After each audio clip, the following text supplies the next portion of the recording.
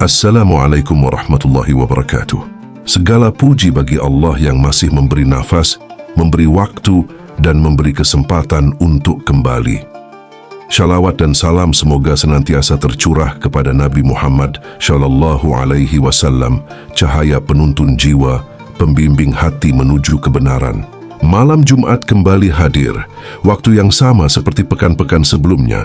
Langit tetap gelap, bintang tetap berpendar, angin tetap berhembus sebagaimana biasa. Tidak ada yang tampak berbeda di permukaan dunia. Namun di balik kesunyian ini, ada getaran yang seringkali tak disadari. Ada panggilan yang lembut, yang tidak terdengar oleh telinga, tetapi dirasakan oleh hati yang masih hidup. Sebagian manusia memaknai malam Jumat sebagai rutinitas. Sebagian lainnya memaknainya sebagai tradisi. Tetapi bagi jiwa yang sedang mencari cahaya, malam Jumat adalah momentum. Bukan karena waktu memiliki kekuatan magis, bukan karena malam ini berbeda secara fisik dari malam lainnya, melainkan karena kesadaran diberi ruang untuk bangkit. Dalam tasawuf, yang berubah bukanlah waktunya, melainkan kualitas batin yang menyambut waktu itu. Banyak yang berharap takdir berubah, rezeki dilapangkan, masalah diselesaikan, hati ditenangkan, kehidupan diarahkan menuju kebaikan. Namun jarang yang bertanya, apakah hati telah disiapkan untuk menerima perubahan itu? Dalam pandangan para sufi, takdir bukan semata peristiwa di luar diri. Takdir adalah pertemuan antara kehendak Allah dan kesiapan batin seorang hamba.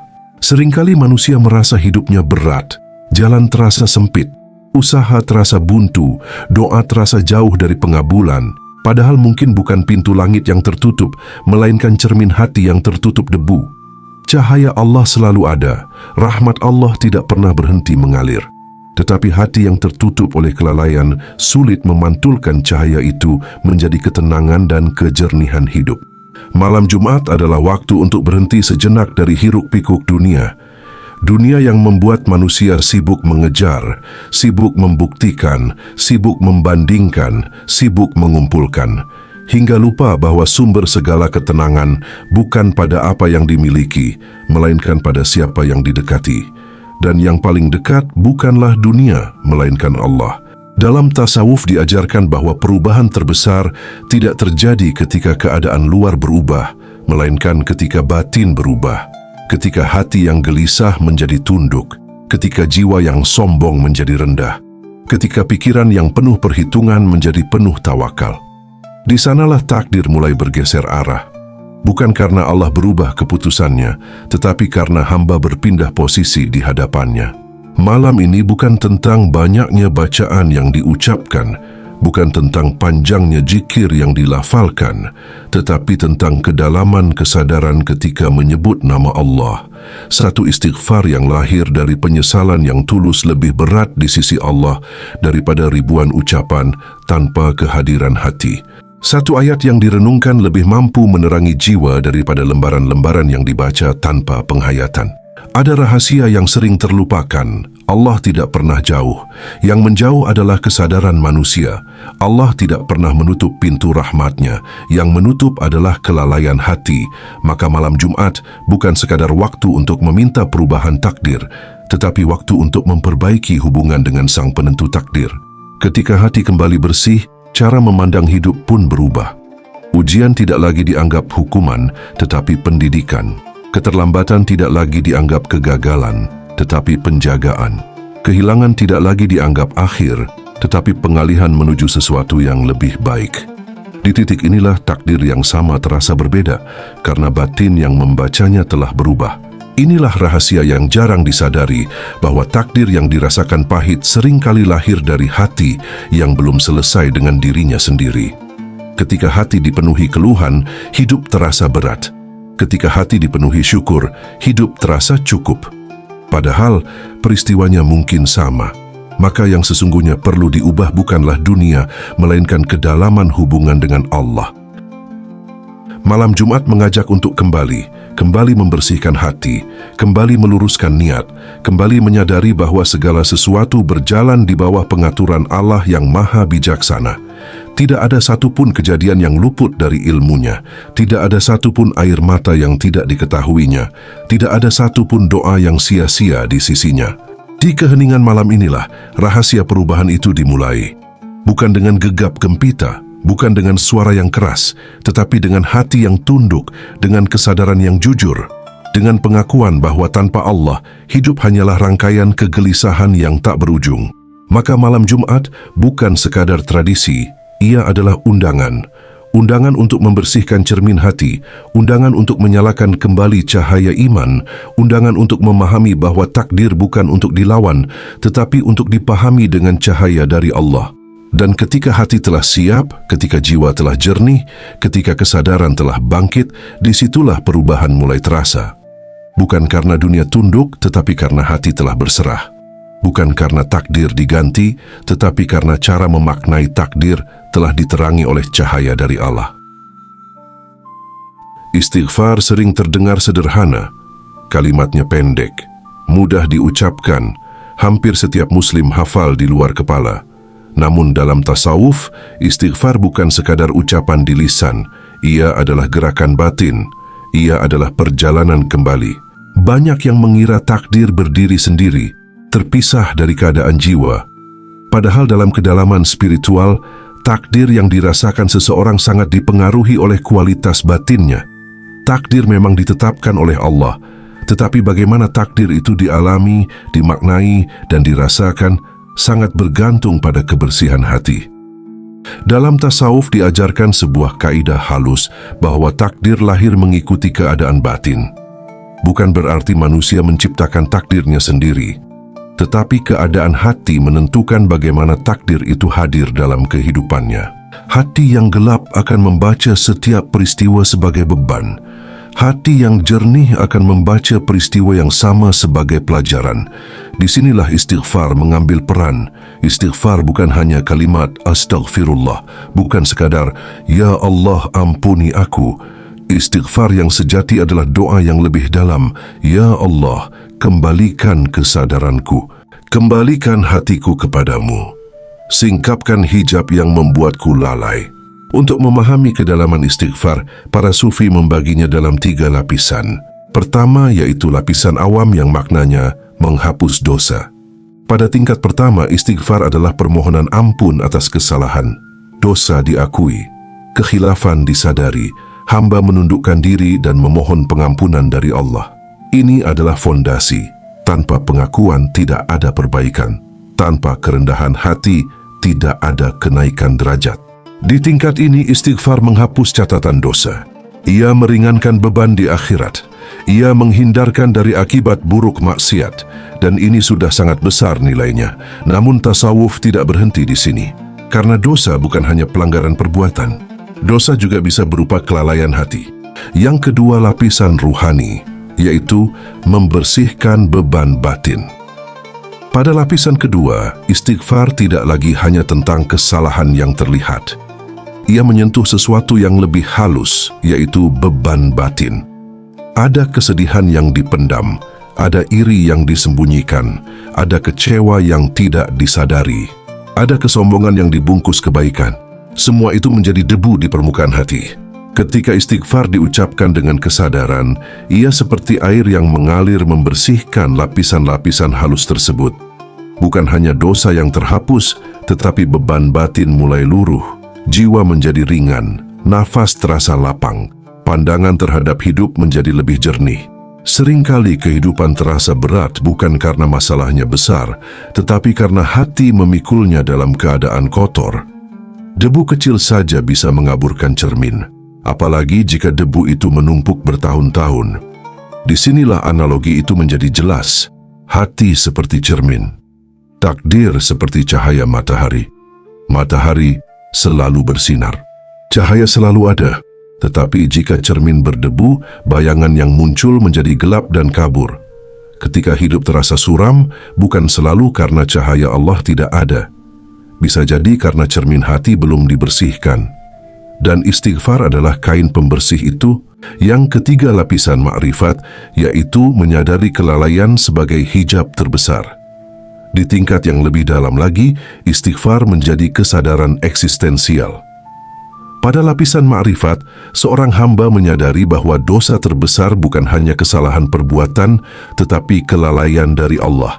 Lalai saat diberi nikmat, lalai saat diberi ujian, lalai saat merasa mampu, lalai saat merasa benar. Kelalaian inilah hijab terbesar antara hamba dan Allah. Di titik ini, istighfar bukan lagi sekadar permohonan ampun, melainkan pengakuan akan ketergantungan total kepada Allah. Hamba menyadari bahwa setiap detik tanpa kesadaran akan Allah adalah kehilangan arah. Inilah istighfar para pecinta Allah. Bukan karena mereka banyak berbuat dosa lahiriah, tetapi karena mereka takut satu detik saja terpisah dari kesadaran akannya. Ketika kesadaran ini tumbuh, sesuatu yang halus mulai terjadi. Takdir yang sama terasa berbeda, ujian yang sama terasa lebih ringan, kehilangan yang sama terasa lebih bermakna. Mengapa? Karena yang berubah bukanlah peristiwanya, melainkan frekuensi batinnya. Disinilah rahasia besar itu. Takdir bukan selalu diganti. Kadang yang terjadi adalah perpindahan posisi batin. Seperti radio yang berpindah gelombang.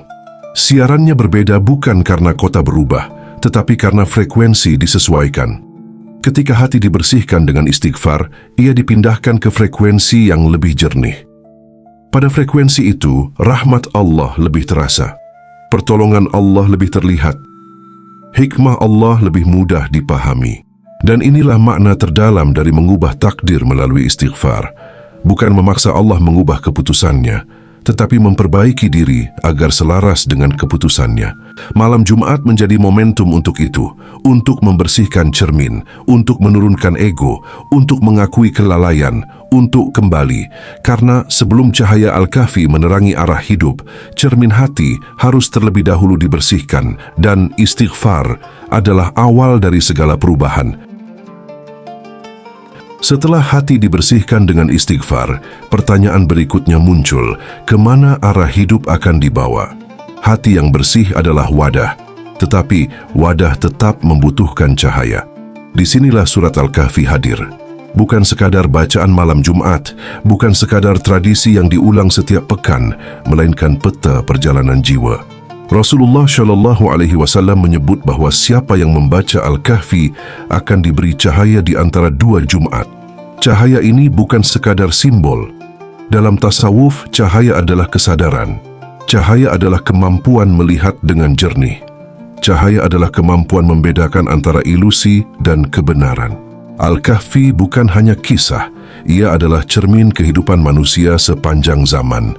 Di dalamnya ada 4 ujian besar yang selalu mengelilingi perjalanan manusia: iman, harta, ilmu, dan kekuasaan. 4 hal inilah yang paling sering mengubah arah hidup seseorang. Pertama, ujian iman atau Ashabul Kahfi.